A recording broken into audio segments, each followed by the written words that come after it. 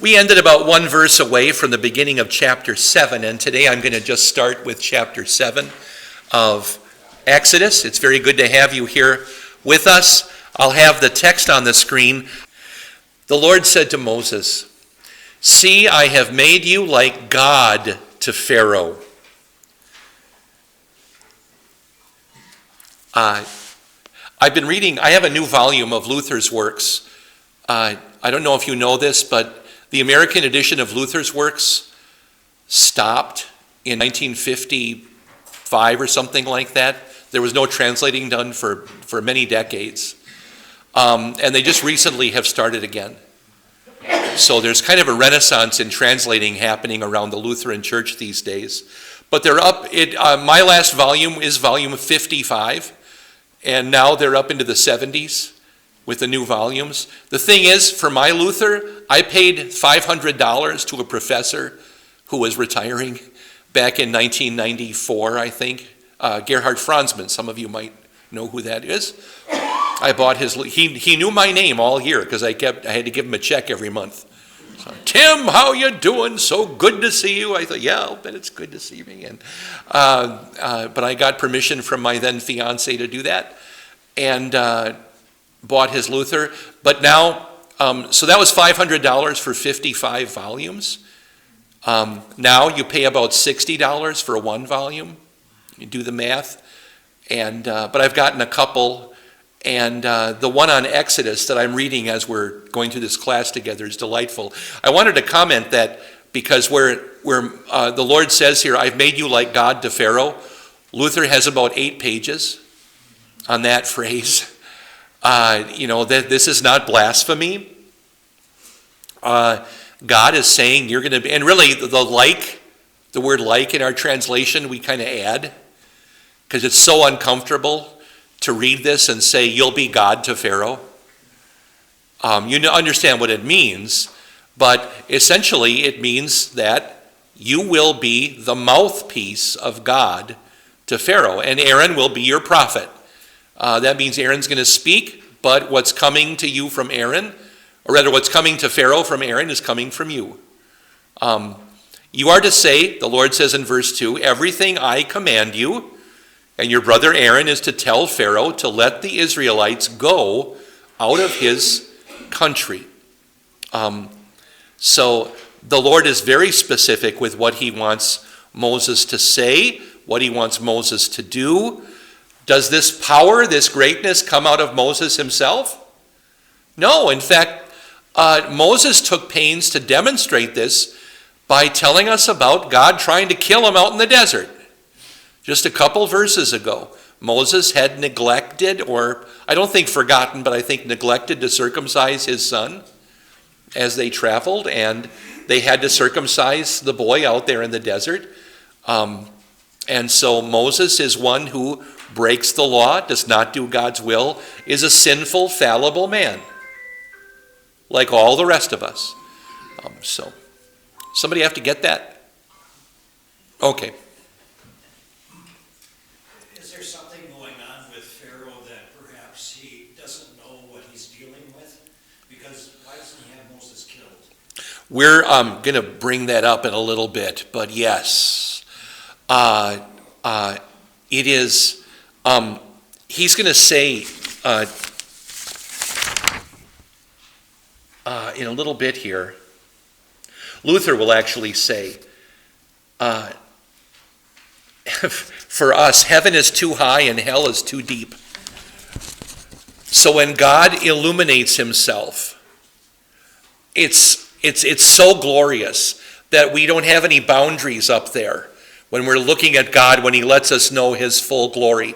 But when God turns off the light on himself and we plummet back down into the depths of hell, it's too deep, it's bottomless. And we just keep falling and falling and we can't see our own way out of it. That's how dramatic the change is.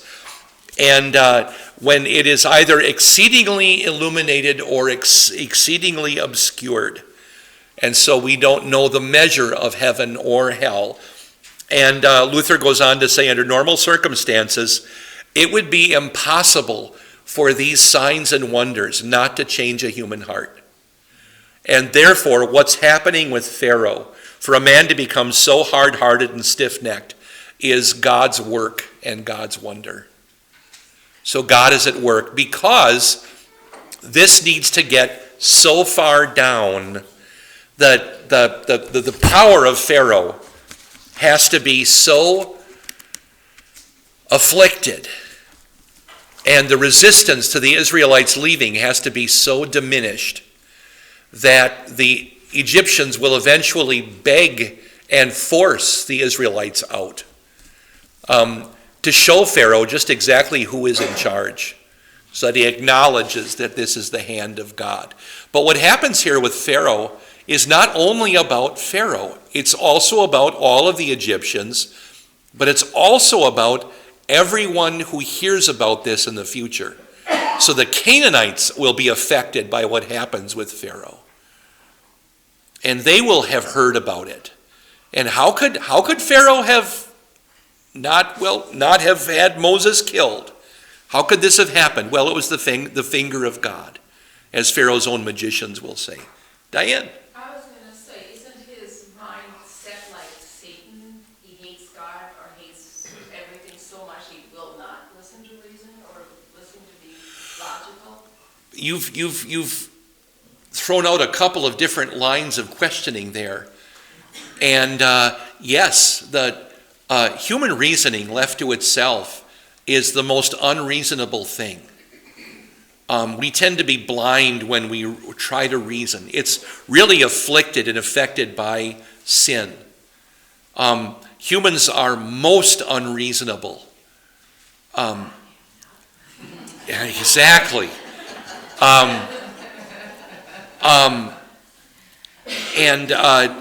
But with regard to what Pharaoh acknowledges, we'll see it coming up in the text. There's going to be a point early in the plagues when Pharaoh will actually ask Moses, pray for me, please. Pharaoh will get it. This is coming from God. I'm still not going to let you go. But please just get these frogs out of my bedroom. So please pray for me. Let's get into the text and get there, okay? Then we'll talk about it more. Verse 3. But I will harden Pharaoh's heart, and though I multiply my miraculous signs and wonders in Egypt, he will not listen to you. Then I will lay my hand on Egypt with mighty acts of judgment, and I will bring out my divisions, my people, the Israelites. The word divisions here is the word for,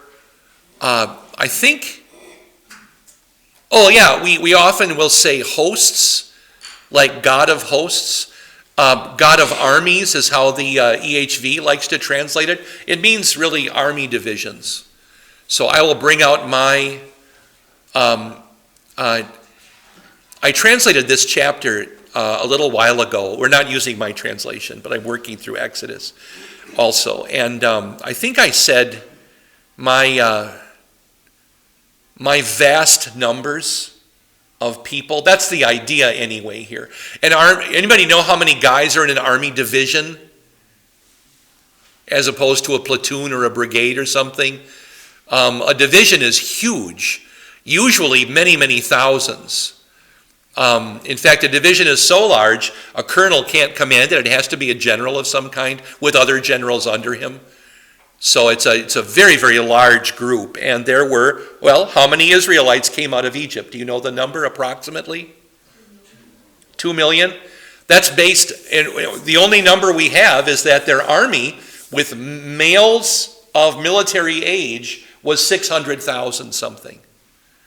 And so if you kind of do the math on that and say, there must have been more younger men and older men than that, and then you double that for women, and then you count how many, that includes children then, if you're going to do it that way. And you end up with about 2 million Israelites. That's a lot of people coming out of Egypt. All right. So that also, these signs that are about to take place, we haven't even started yet with the miracles. The signs of the miracles and the plagues on Egypt are also for us a forewarning about the signs of the end times. It's the same kind of things.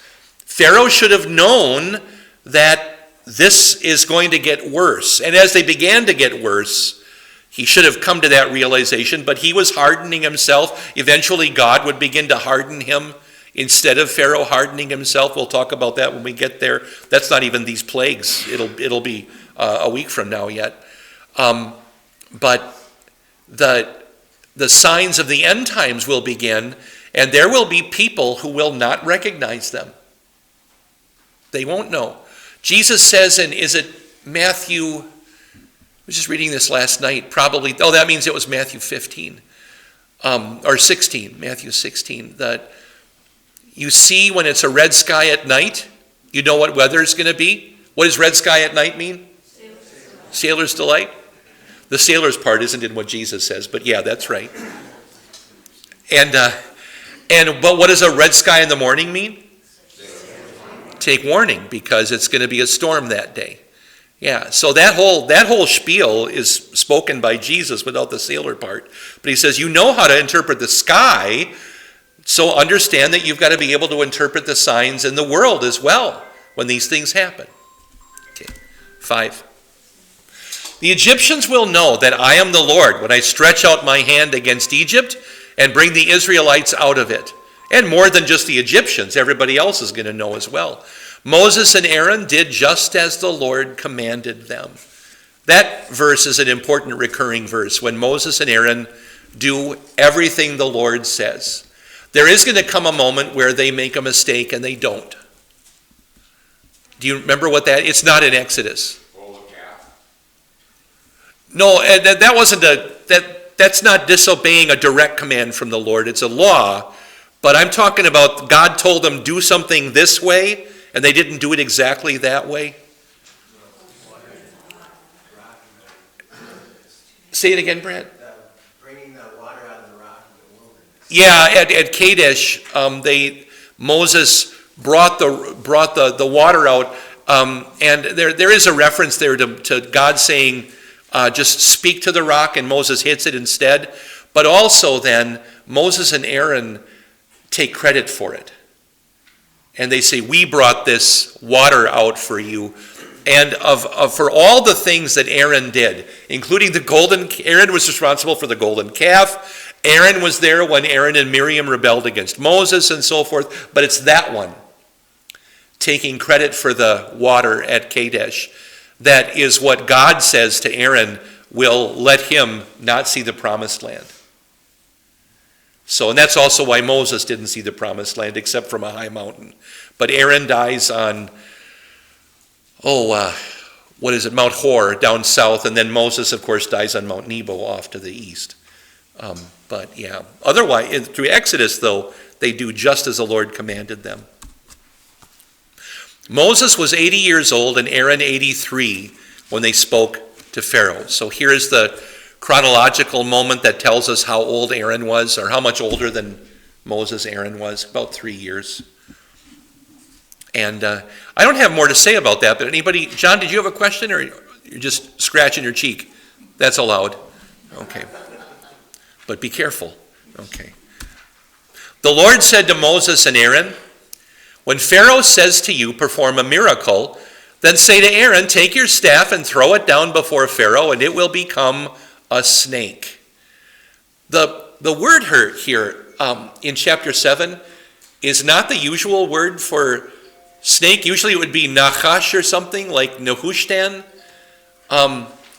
It's tanin here. I'm not exactly sure why Moses does this, but it does seem to be a coiling serpent, something a little bit more scary looking, like a pit viper.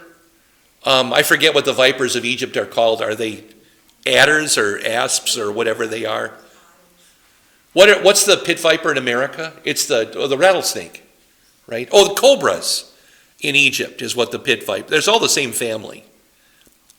But they've got venom, and so they kill with their venom.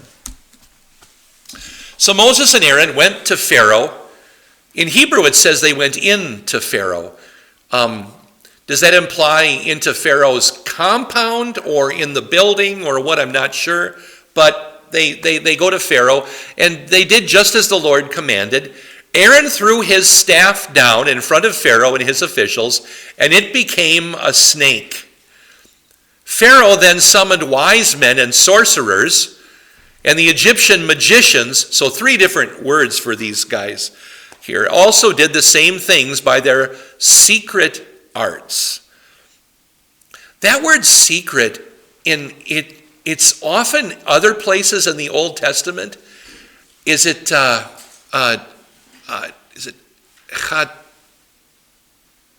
I think? It means a flame or a mysterious flame of some kind. It's the word that gets used for the flaming sword in the Garden of Eden. So by their flaming secrets or whatever, it just makes me think of when a magician likes to startle you for some sleight of hand. What does he usually do? Little flash powder, something like that.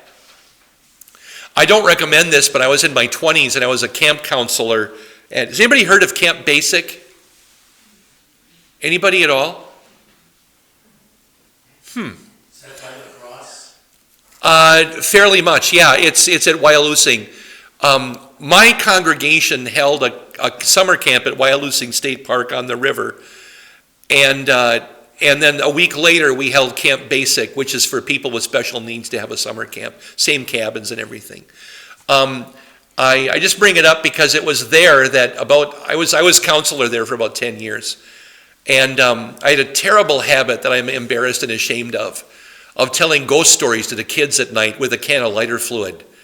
So I'd squirt it to make the fire jump up, and then they'd be terrified. And I think of it now and think about what would the hospital have said as I'm brought in all burned. Dumb things you do when you're young. And that's the same. Oh, no, never mind.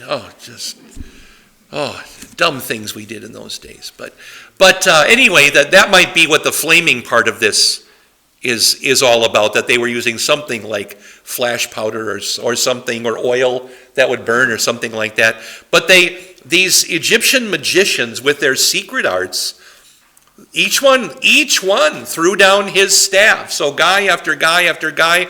Was it just, as Paul says to Timothy, Jannes and Jambres? Because Paul mentions 2 of them by name in the New Testament.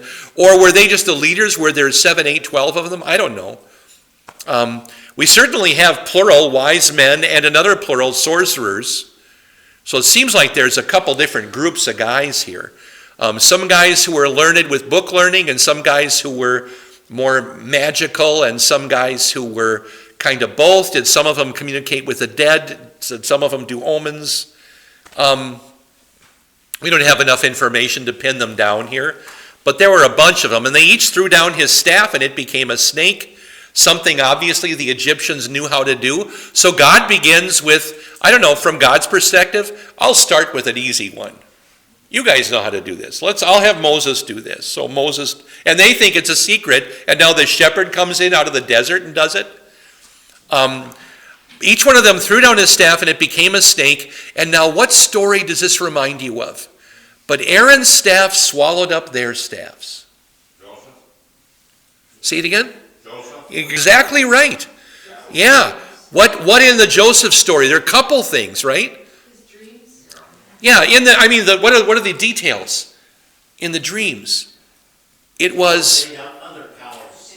Yeah, the cows ate up the other cows, and consumed them. There were 2 different versions of this dream, and it seems to be a thing now in Egypt. That would be a sign they would understand that the one thing swallows up the other, means that the one thing overpowers it. So which one is stronger? Well, Aaron's staff is stronger. Aaron's one staff swallows up all of these other snakes. And then what has God done? Do they get the staffs back? No. If you were a magician and you had this special magic stick, and then this guy takes it, and hey, my thing is gone, and well, they're gone. It's a part of the miracle we don't often think about, but their magic tricks are all gone now. Yet Pharaoh's heart became hard, and he would not listen to them, just as the Lord had said. So we begin with that one. We're not even to the first plague yet, but just the opener. So what do you call that in car? The ante, right? Then the Lord said to Moses, Pharaoh's heart is unyielding. He refuses to let the people go. Go to Pharaoh in the morning as he goes out to the water. What do you think that verse means? As he goes out to the water. I think it's probably morning prayers. A morning prayer to the Nile. To the Nile. Pharaoh's going to go out and just begin things for the day with a prayer to the Nile. Wait on the bank of the Nile to meet him, and take in your hand the staff that was changed into a snake. So make sure it's the same stick. I've got the stick with all of your sticks inside of it. Then say to him, the Lord, the God of the Hebrews, has sent me to say to you, let my people go, so that they may worship me in the desert, but until now you have not listened. So that again, the goal of getting out right now from the Lord's perspective is just let them go out to worship me. We'll talk about what happens next later, but right now I just want you to let them go out to worship me and to serve me. This is what the Lord says. By this you will know that I am the Lord. With the staff that is in my hand, I will strike the water of the Nile, and it will be changed into blood. The word strike there, do you remember the old word smite? Yeah. It will be changed into blood. The fish in the Nile will die, and the river will stink. The Egyptians will not be able to drink its water. Sometimes fish die in pretty good water. How many fish of mine did I lose last year, Art?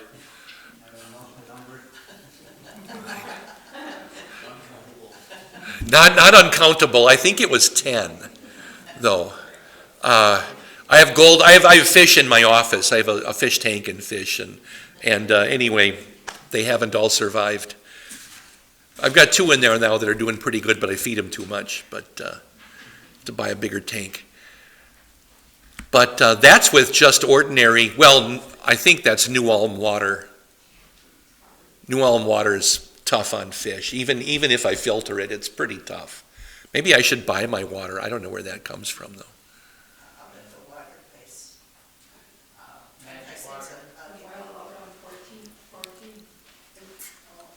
Next to what used to be MVW company. On Broadway? Yeah. Okay. Where the bus drivers get their water. Yeah. Okay. Belky's, be careful. A couple years ago, 2 of our bus drivers were killed at that intersection getting water in the wintertime. Was that 6-8 years ago? I think of that all the time.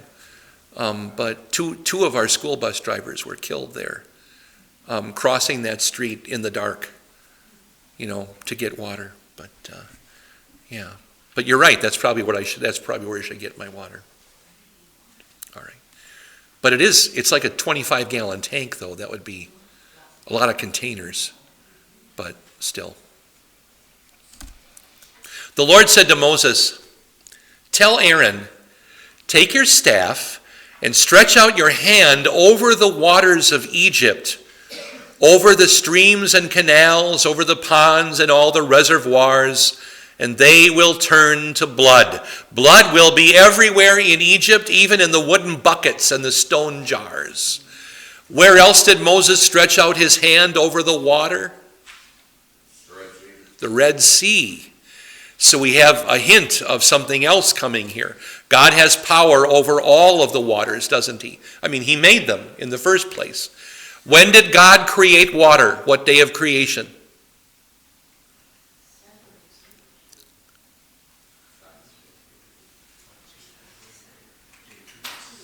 Second. Actually, it was day 1. But that was the separation. The waters were there on day 1. V'ruach Elohim merachefet al panei hamayim. The Spirit of God was hovering over the face of the deep. Day one. Day one. That's why when I draw day one for the kids, light, dark, there are little waves on the bottom to remind the kids that there's, on day one, the water. The earth was, how did Professor Deutschlander used to say it? He'd get out his funny voices, and he would say it was the primordial mass of this shapeless water blob that would become formed more readily as the world was there. But it was formless, it was empty, but it was there, and it was wet. That was our world in the beginning.